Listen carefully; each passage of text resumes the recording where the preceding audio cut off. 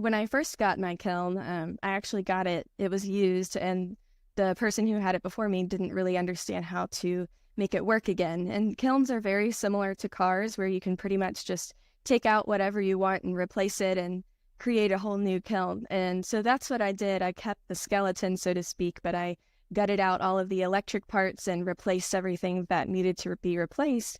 So I thought this was going to be a successful firing. And like you said, I stacked up layers because you want to fire as efficiently as possible, and the kilns fire the best when they're full, because if there's too much airflow, the kilns aren't going to meet the temperature they need to. They're going to work a lot harder than if they have pottery completely full in them and the pottery's helping keep the kiln hot.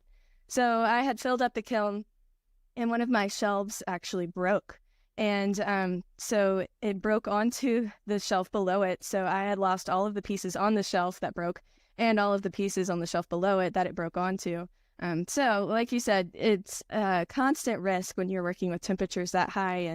And of course, when the kiln's firing, I'm not able to do anything about it. So the kiln could fire for up to 14 hours and you're just not allowed to touch it. Usually my firings are closer to 6 to 8 hours, but still, then it has to cool down for about 24 hours. So you're constantly waiting, wondering what's going to happen. And then when you open up that kiln, sometimes it's a great surprise and sometimes it's heartbreak and you just never know what you're going to get.